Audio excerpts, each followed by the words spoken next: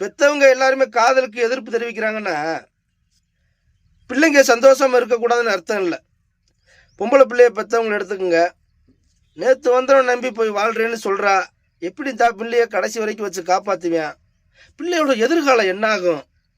18-20 வருஷம் எப்படியெல்லாம் கஷ்டப்பட்டு வளர்த்தோம். அவள் கல்யாணத்தை எப்படியெல்லாம் பண்ணி பார்க்கணும்னு ஆசைப்பட்டோம். அப்படிங்கிற ஒரு எண்ணம், அப்படிங்கிற ஒரு ஏக்கம், அப்படிங்கிற ஒரு பெரிய கவலை. பொம்பளை பிள்ளைய பெற்றவங்களுக்குலாம் நிம்மதியாக தூக்கமே இருக்காது. இப்படியெல்லாம் இருக்கும்போது கடைசியில் என்ன பண்ணிடுறீங்க? இந்த பொம்பளை பிள்ளைய பெற்றவங்களை மீறி போய் ஓடி போய் கல்யாணம் பண்ணிக்கிறீங்க. கடைசியில் அதில் ஒரு பிரச்சனைனா பெற்றவங்களை தேடிதான் வர்றீங்க. ஒன்று மட்டும் நல்லா தெரிஞ்சுக்கங்க, நீங்கள் சந்தோஷமாக இருந்தால் உங்களை விட அதிகமாக சந்தோஷப்படுறது உங்களை பெற்றவங்க தான்.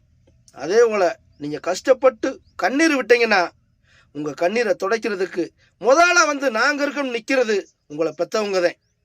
அதை மறந்துடாதீங்க.